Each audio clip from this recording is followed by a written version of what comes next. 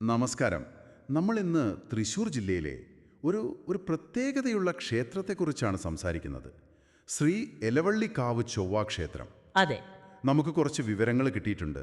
അപ്പോൾ അതൊന്ന് വിശദമായി നോക്കാം അല്ലേ? അവിടുത്തെ ഭരണം എങ്ങനെയാണ്, ആർക്കൊക്കെ പോകാം, പൂജാസമയം, പ്രധാന ആചാരങ്ങളൊക്കെ അതൊക്കെ ഒന്ന് മനസ്സിലാക്കാനാണ് ശ്രമിക്കുന്നത്. ശരിയാണ്.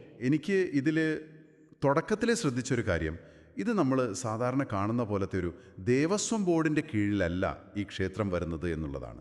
അത് അങ്ങനെയുണ്ടോ? അതുണ്ട്. അതൊരു പ്രധാന വ്യത്യാസം തന്നെയാണ്. ഈ ക്ഷേത്രം വരുന്നത് എലവള്ളി ചൊവ്വ ക്ഷേത്ര ട്രസ്റ്റ് എന്ന് പറയുന്ന ഒരു സ്വകാര്യ സംവിധാനത്തിന്റെ കീഴിലാണ്. ഓഹോ, അപ്പോൾ സർക്കാർ നിയന്ത്രണമല്ല? അല്ല, നേരിട്ടുള്ള സർക്കാർ നിയന്ത്രണവുമില്ല. ഒരു സ്വകാര്യ ട്രസ്റ്റിന്റെ കീഴിലാവുമ്പോൾ സ്വാഭാവികമായും അതിന്റെ നടത്തിപ്പിലും ചില കാര്യങ്ങളിലുമൊക്കെ വ്യത്യാസങ്ങൾ ഉണ്ടാവാം. ഒരു പക്ഷേ എന്താ പറയാ, കുറച്ചുകൂടി തനതായ രീതികൾ പിന്തുടരാൻ അവർക്ക് സാധിക്കുന്നുണ്ടാവാം. ശരി ശരി. പിന്നെ ഇതിൽ പറയുന്ന മറ്റൊരു കാര്യം, ഇവിടെ പ്രവേശനം അതിനങ്ങനെ വേർതിരിവുകളില്ല, ആർക്കും വരാം മതം നോക്കാതെ. അതെ അതെ, അതും ശ്രദ്ധേയമാണ്. എല്ലാവരെയും ഉൾക്കൊള്ളുന്ന ഒരു സമീപനം. ഇന്നത്തെ കാലത്ത് അത് വളരെ പ്രധാനപ്പെട്ട ഒന്നാണല്ലേ? തീർച്ചയായും. ഒരു ആരാധനാലയം എന്ന നിലക്ക് എല്ലാവർക്കും വരാനുള്ള ഒരിടം, അത് നല്ല കാര്യമാണ്. അപ്പോ ഒരാൾക്ക് ദർശനം നടത്തണമെങ്കിൽ എപ്പോഴാ പോകേണ്ടത്? സമയത്തിന് വല്ല പ്രത്യേകതയുണ്ടോ? ഉണ്ട്. സമയക്രമം ശ്രദ്ധിക്കണം. എല്ലാ ദിവസവും ഒരുപോലെയല്ല. ചൊവ്വ വെള്ളി ദിവസങ്ങൾക്കാണ് അവിടെ കൂടുതൽ പ്രാധാന്യം കൊടുത്തിരിക്കുന്നത്.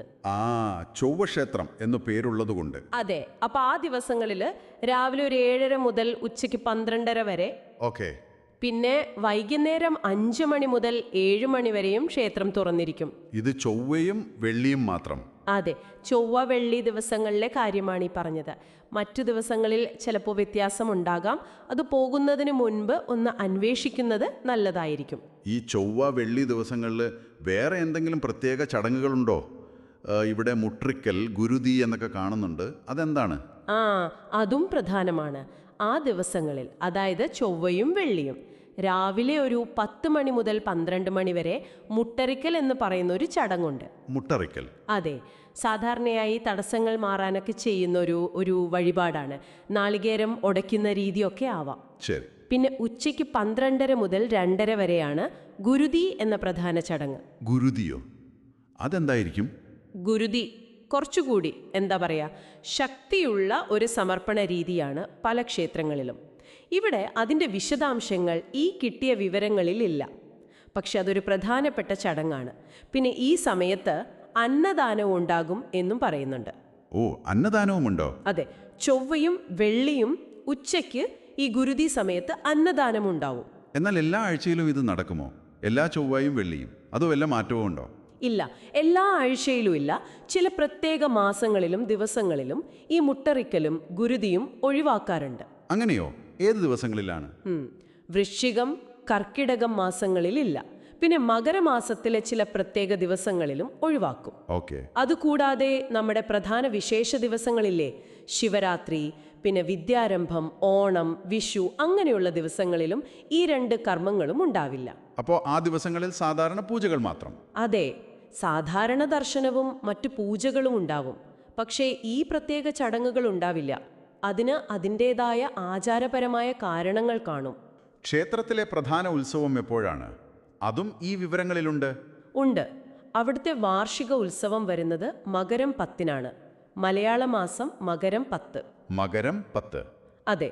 അതിൻ്റെ പിറ്റേ ദിവസം, അതായത് മകരം 11-ന് മഹാഗുരുതി എന്ന് പറയുന്ന ഒരു വലിയ ചടങ്ങും നടക്കും. ഓഹോ, മഹാഗുരുതി. അതെ. അപ്പോൾ ഈ മകരം 10, 11 ദിവസങ്ങൾ വളരെ പ്രധാനപ്പെട്ടതാണ്. വലിയ ആഘോഷങ്ങളും തിരക്കുമൊക്കെ ഉണ്ടാവാൻ സാധ്യതയുണ്ട്. അപ്പോൾ നമ്മളിപ്പോൾ സംസാരിച്ച കാര്യങ്ങൾ വെച്ച് നോക്കുമ്പോൾ എലവള്ളിക്കാവ് ചൊവ്വ ക്ഷേത്രം എന്നത് തൃശ്ശൂർ ജില്ലയിലുള്ള ഒരു സ്വകാര്യ ട്രസ്റ്റിൻ്റെ കീഴിലുള്ള ആർക്കും പ്രവേശിക്കാവുന്ന ഒരിടമാണ്. ശരിയാണ്. ചൊവ്വ വെള്ളി ദിവസങ്ങൾക്ക് വളരെ പ്രാധാന്യമുണ്ട്. അന്ന് രാവിലെ മുട്ടറിക്കലും ഉച്ചയ്ക്ക് ഗുരുതിയും അന്നദാനവും നടക്കുന്നു. അതെ. പക്ഷേ എല്ലാ ആഴ്ചയിലുമില്ല. ചില മാസങ്ങളിലും വിശേഷ ദിവസങ്ങളിലും ഈ പ്രത്യേക ചടങ്ങുകൾക്ക് മാറ്റമുണ്ട്. പിന്നെ പ്രധാന ഉത്സവം മകരം 10, 11 തീയതികളിലാണ്.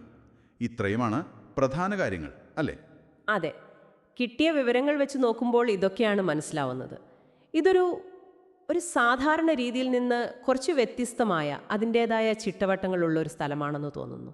ഒരുപക്ഷെ ആ ട്രസ്റ്റ് സംവിധാനം അതിനൊരു കാരണമായിരിക്കാം. ശരിയാണ്. അപ്പോൾ തൃശ്ശൂർ ഭാഗത്തേക്ക് യാത്ര ചെയ്യുമ്പോഴോ അല്ലെങ്കിൽ അങ്ങനെയുള്ള ഒരു വ്യത്യസ്തമായ ക്ഷേത്രാനുഭവം ആഗ്രഹിക്കുന്നവർക്കോ ഈ വിവരങ്ങൾ ഉപകാരപ്പെട്ടേക്കാം. തീർച്ചയായും. പിന്നെ അവസാനം നമ്മൾ കണ്ടൊരു വാചകമുണ്ടല്ലോ, വിശ്വാസം അനുഭവമാകുമ്പോൾ അതിന് വാക്കുകൾ വേണ്ട. ആ അതെ. നമ്മളിപ്പോൾ ഒരുപാട് കാര്യങ്ങൾ സംസാരിച്ചു, സമയം, ചടങ്ങുകൾ, നടത്തിപ്പ്.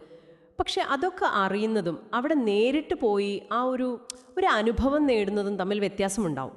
ചിലപ്പോൾ ആ ഒരു അനുഭവത്തെക്കുറിച്ച് വിവരിക്കാൻ വാക്കുകൾ മതിയാവില്ല. ശരിയാണ്. അങ്ങനെ ഒരു അനുഭവമാണോ എലവള്ളിക്കാവ് നൽകുന്നത്? അത് ഒരുപക്ഷെ നിങ്ങൾ സ്വയം കണ്ടെത്തേണ്ട ഒരു കാര്യമായിരിക്കാം. അതൊന്ന് ആലോചിച്ചു നോക്കാവുന്നതാണ്.